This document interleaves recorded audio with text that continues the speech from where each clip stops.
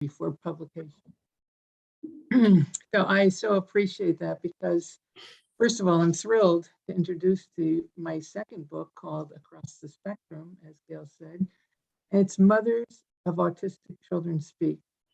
I'm going to also introduce one of my co-writers, which is Dr. Judith Scott. And towards the end, I'll do a proper introduction, but Dr. Judith Scott worked with me on the introduction of this book, and I so want her to be acknowledged for the great efforts that she put in. But aside from that, we'll go back to this book.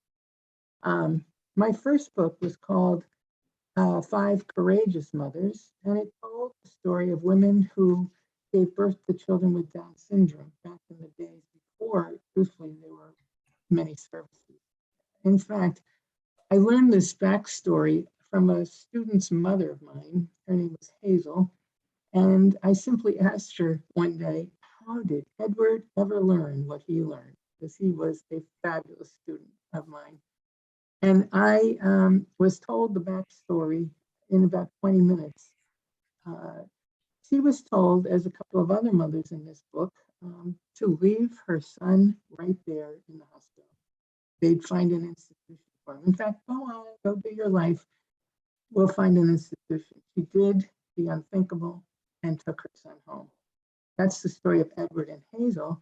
And that book highlighted just kind of I call them the warriors, the people who started the services down here for the South Shore. So when that book was written, my publisher asked if I would think about writing a second book about mothers raising children with autism. Now you have to realize, I learned that backstory, and I'll give you a little background of me. I learned Hazel's backstory in my early years of teaching. I was so moved. It really changed the way I saw students in front of me, and it truly awoke in me a curiosity about other parents raising children with other disabilities. I was a teacher for almost 20 years of adolescents with special needs.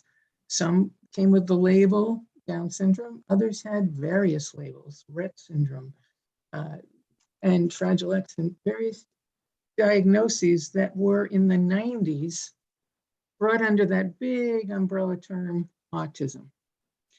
And so when Henry asked me if I'd think of this, writing the second book, I thought back to those classrooms and those parents. And in particular, I thought of this woman, Millie, who worked for the North River Collaborative where I worked. And she was the secretary to the director there. And I was probably there 3 or 4 times a week, not because I was in trouble, but because there were things at the office I needed to do. And I was regaled each and every time with what we termed a Bobby story. I feel as though I grew up with Bobby, but I never knew her backstory. I called Millie the day that Henry asked me to write this book and asked if she'd be part of it. And her answer was simple. Of course, I so want other people to know this is manageable. My journey began, and Across the Spectrum, as it was written, spans 5 decades from the early 70s to present day. It talks about 6 families who are raising 1 or more children who are on the spectrum. It looks at those who were diagnosed early in life and later. It talks about boys and girls on the spectrum, which is very important to understand. And it looks at alternative therapies that some parents tried and current therapies. So let's talk about autism for a second. What is it that I know that maybe Dr. Judy Scott knows, other people in the medical field, other professionals? The truth is, even after 30 years, we really know not very much. But this book hopefully explains this great line by a Dr. Stephen Shore of Adelphi University, who says, if you've met one person with autism, you've met one person with autism. Mm-hmm. These stories, I tried, or I didn't even try it, it's just the way they present themselves, but it's something I learned in my career teaching. These stories show that people with the diagnosis ASD, autism spectrum disorder, really are like snowflakes. No two are the same. It is a wide and colorful spectrum made up of abilities and disabilities, where some people are so successful and others need 24-hour care. This is like real life, isn't it?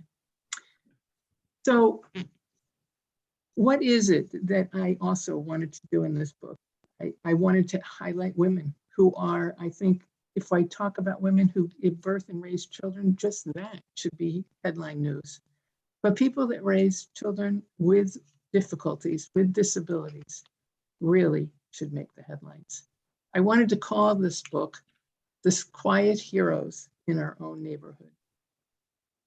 But the second truth I wanted to emphasize here is something, again, that I learned over and over again as a teacher. And I think a story best illustrates it. A woman by the name of Connie came to me and said, "Ann, I think my son Jimmy would do well in your program." But after looking at his file, I had to disagree. And she implored me to try. And Jimmy proved her right. He graduated from that program and was working for a paper supply company, gaining only accolades from his employer and his coworkers. So what did I learn? What did I learn again and again? That test scores and those disparaging labels do not predict a person's future. There you have it, my background, my three emphasis of what I wanted to bring out in this book. But people have asked me, what is it that kept me at it? It took a little over 3 years, and the last year, diligent and very demanding in my own time. But I have to say, the answer is these women. They so inspired me once again. It's as simple as that and as profound as that. Let me give you a couple of illustrations, and they actually are minute summaries of stories. One mother you'll meet is Millie. She was the one I told you was the director's secretary at the North River Collaborative with her Bobby stories. Here's what I learned. Bobby, at the age of 9, was so unruly that he needed a behavior chart, which he had never heard of before, to be checked off every 20 minutes. Soon, that behavior chart could be checked off every half hour and eventually every hour. That behavior chart sat on her kitchen table, marked every day that Bobby was home, for 30 years. Today, he lives with others. He orders out for himself in restaurants, which in this book have their own wonderful stories. And he earns rewards.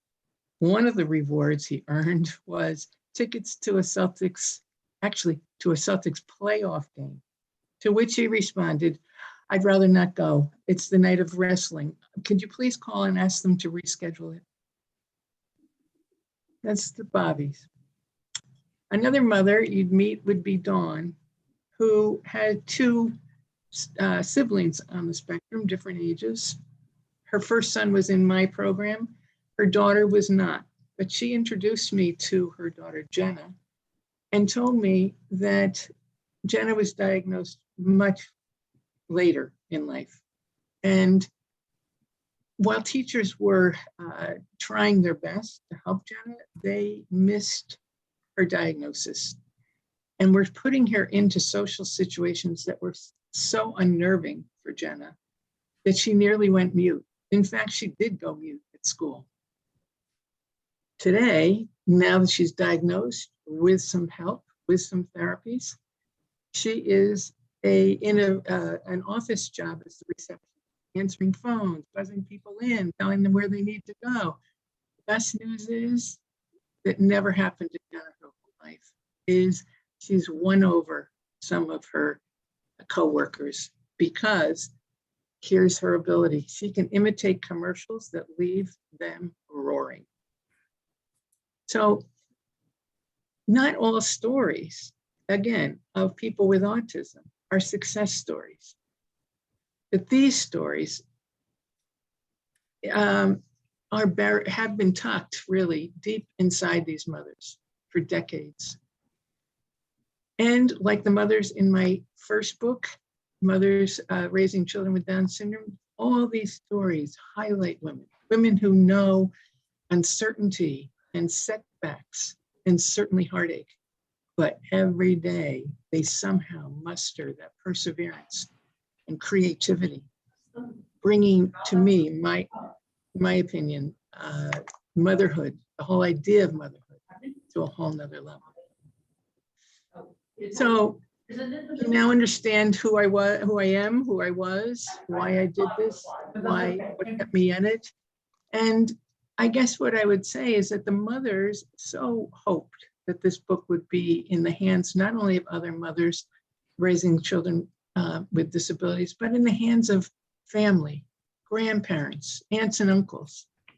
And what's my hope? My hope would be that this book lands in the hands of teachers, social workers, other people who are dealing with people who are on the spectrum. And sometimes, as I said, it changed my life when I heard Hazel's story.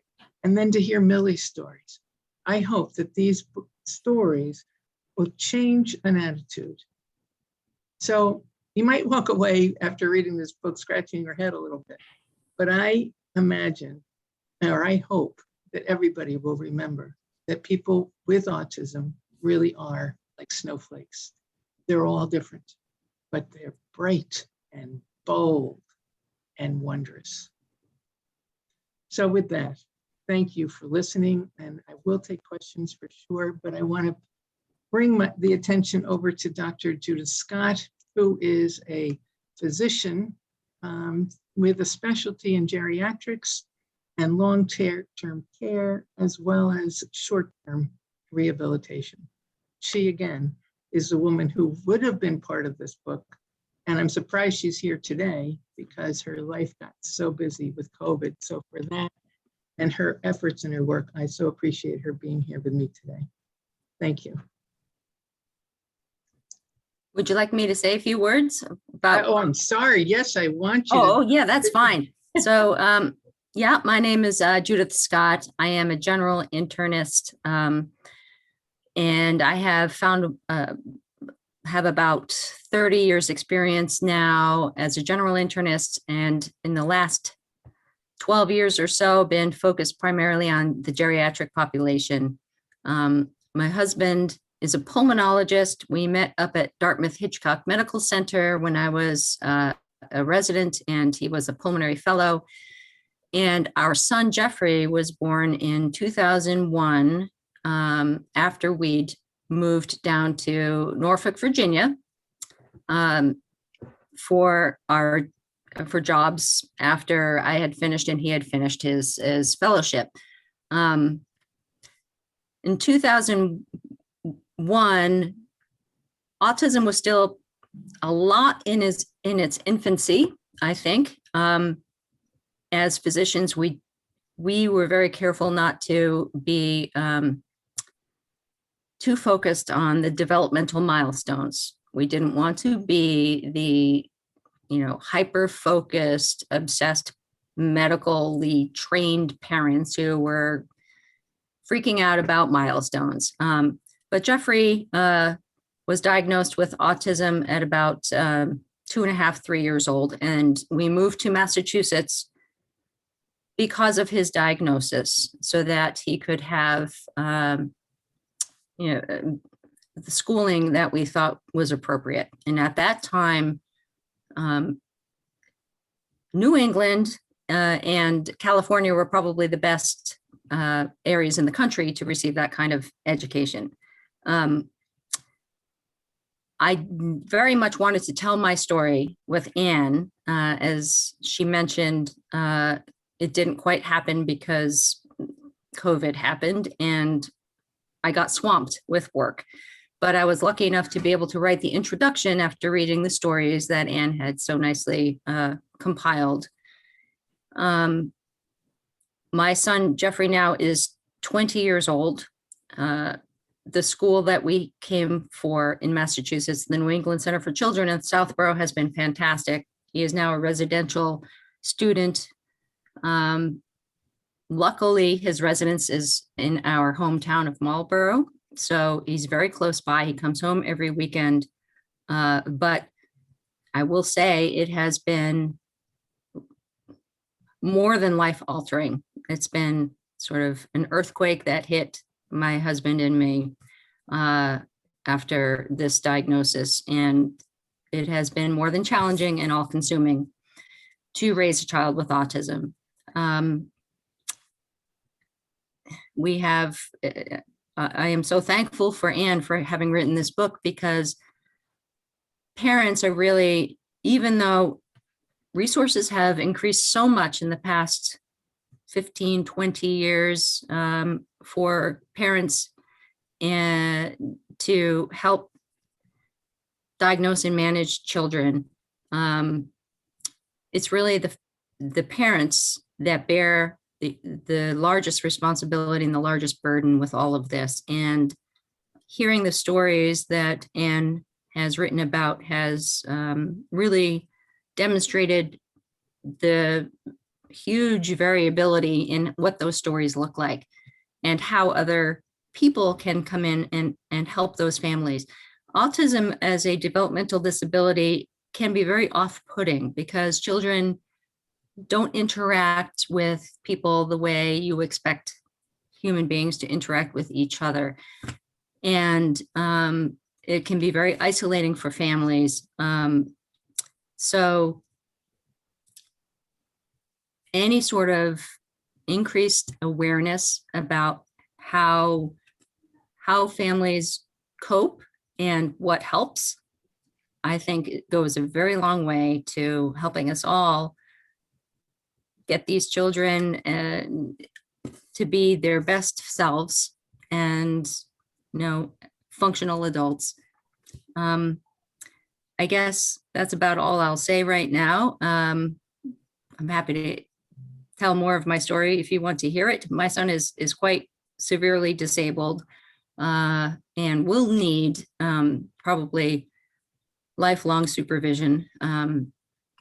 So it's been a long struggle and life altering, and I'm so thankful that Anne has written this book to help demonstrate how families like mine move along in the world and how other people shouldn't be afraid and should be helpful if possible. So I guess that's about it.